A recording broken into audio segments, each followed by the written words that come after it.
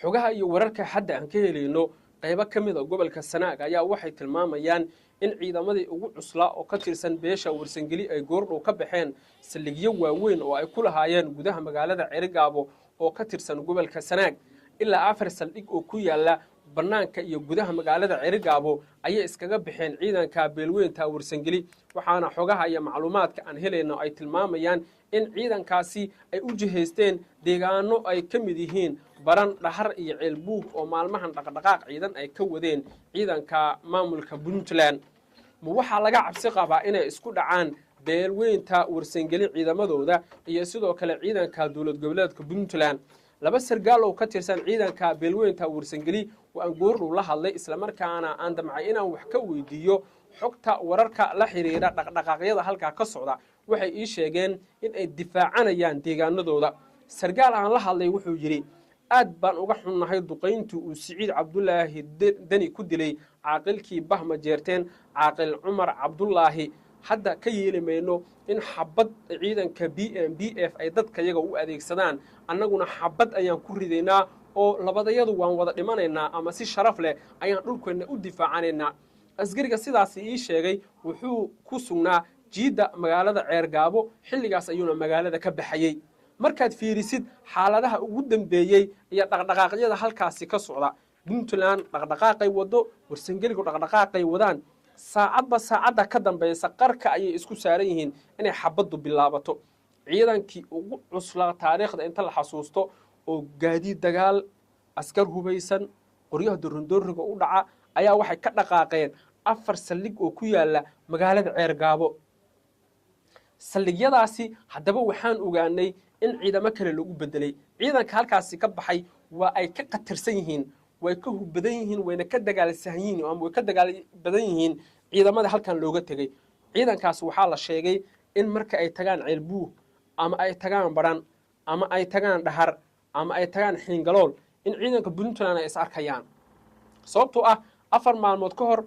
haddaad xasuusataan saldhig lagu tababarayay ciidanka Warsangeli oo ku yaala gudaha magaalada dhahar ama magaalada baran waxa ka dhacay dagaalka waxa soo qaaday ciidanka BMBF waxay diidayaan in la tababar la siiyo ciidanka Warsangeli taasa marka waxay keentay in ciidankii BMBF ee Puntland ay xabad ku bilaabaan ciidankii kale halkaas ay xabadu ka bilaabatay hadda ciidanka la leeyahay waxay ka baxeen Cerigabo ee tirada badan waxay tagi doonaan sidaan xogta iyo macluumaadka ku hayno magaalada baran iyo magaalada ceelbuug labadaasi magaalaba waxaa maamula oo gacanta ku haya ciidanka Puntland gaar ahaan kuwa la yiraahdo BMBF ama Mariniska haddaba khubarada arrimaha la socota waxay leeyihiin haddii xaaladan aan si degdeg ah wax looga qaban waxaad maqli doontaan asgari ka tirsan Puntland ayaa dhintay ama asgari ka tirsan beesha Warsangeli ayaa dhintay markaad fiirisid colaadda halkaasi ka jirta ee u dhaxaysa Puntland iyo beesha Warsangeli wax hadda soo bilowday ma aha waa wax muddo fog soo jiray waa wax ku saabsan masiirka iyo mustaqbalka deegaanka oo la isku haysto nin kale deegaankiisa waa lagu dul maamulaya ka yeeli maayo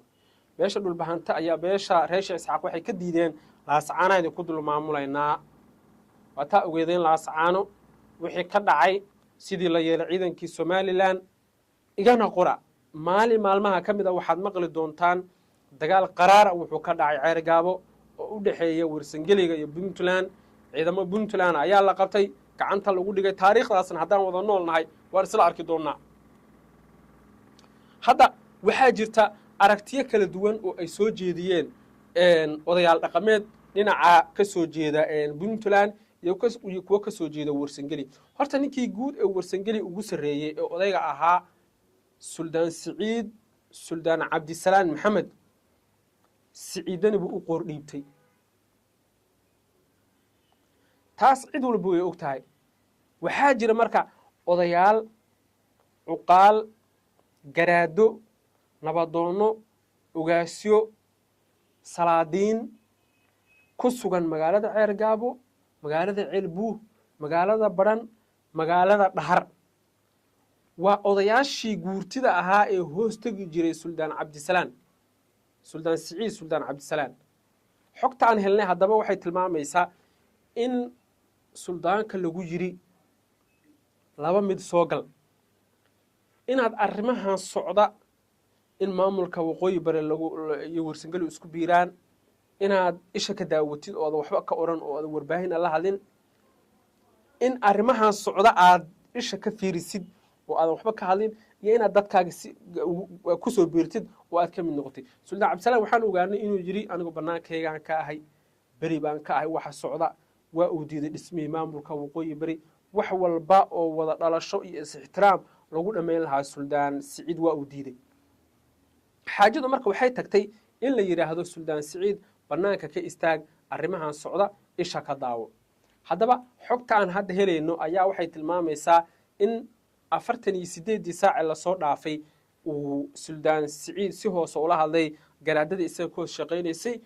oo uu ku yiri dhulkiina difaacda tan marka waxa loo arkaa in uu jiro khilaaf bannaanka yimid oo u dhaxeeya Puntland iyo maamulka warsangeli sida aan idin sheegay waa dad aan jeclayn waxaan la yiraahdo ku takrifal in yaani lagu takrifalo oo iyagii micnaha la guumaysto ama iyagii awoodooda waxa laga sheego waa dad noocaas aan u samaysnayn warsangeligana waxa la yiraahdaa waa darbiga daarood baa la yiraahdaa marka hadda xiisad culus waxay ka taagan tahay saan idin sheegay daawadayaal qaybtii hore ee wararkeena aga cilbu saacadda ka dambeysana ciidamadu saan isku jiraan halka isku kala foga way isku muuqdaan xabadu mar walba ayay bilaaban kartaa marka wixii warar ay ku soo kordha xaaladda halkaas ka aloosan kuwa ugu horeeya ee maqla ayaan noqon doontaan markana waxaan eegayaa wararka aan ka heleyno gudaha magaalada Laascaanood ayaa waxay sheegayaan in si weyn loo adkeeyay amniga magaalada Laascaanood ee xarunta gobolka Sool wax kale ma jiraan calaamasaarka Cabdiqaadir Firdhiye ayaa soo dhow gaadiidka ka imaanaya Puntland iyo kuwa ka imaanaya Somaliland ayaa si weyn loo baarayaa macluumaad waxaa jira sirdoon oo leh weeraro ayaa dhici kara marka waa in ciidanka dawlad goboleedka waqooyi bari ay heegan galaan ciidanka sida gaarka u tababaran ee nabad sugidda oo dawladda Soomaaliya ay tababartay oo ah ciidamo gaara ayaa loo xilsaaray amniga magaalada Laascaanood inay ilaaliyaan cid walba oo isku dayda inay qashqashaado nabadii iyo xasiloonidii ka jirtay gudaha magaalada Laascaanood ee xarunta gobolka Sool gaadiidkii farabadnaa ee ka imaanaya dhinaca Somaliland iyo kuwii ka imaanaya dhinaca Puntland ayaa baaris dheeraad lagu sameeyaa xogahan heleynana waxay tilmaamayaan in xaalado amni ay jiraan laakiinse wax kale oo culays ah aysan jirin calaamasaarka Cabdiqaadir Firdhiye waa uu soo dhow yahay waa in marka amnigii martidii imaanaysay shakhsiyaadka ka qayb galayay waa in la iska saaraa damaanad gaara waa in aan loo kala leexan cid walba oo gacanta lagu dhigaa lalana xisaabtamaa cid walba oo isku dayda inay qashqashaado amniga Laascaanood wuxuu ku soo kordha saaxiibayaal wararkeena dambe hadday tahay markii kugu horeysay lagu soo biiro subscribe channelkan si aad ula socotid wararkii ugu dambeeyana waxaan ka codsanayaa muuqaalkan hadduu ku soo gaaray sii share gare muuqaalkana like saar mahadsanidin soo dhawaada saaxiibayaal wixii warara ee ku saabsan xaaladaha hadda aan idin dul maray dhaqdhaqaaqa socda ee xagga magaalada Ceergaabo ilaa iyo deegaanada kale hoos yimaada culeysyada hadda la leeyahay waxay ka imaanayaan dhinaca ciidamada warsangeliga iyo ciidamada tirabeelka halkan lagu daabulayo Siciid Cabdullaahi Dani oo aan ognahay dabeecad ahaan qofku yahay talaabada uu qaado iyo xog walba oo aad uga baahnad halkaasi waxaan idinku soo timin doonaa wararkeena dambe soo dhawaada saaxiibayaal muuqaalka inoo la gareeya waa mahadsantiin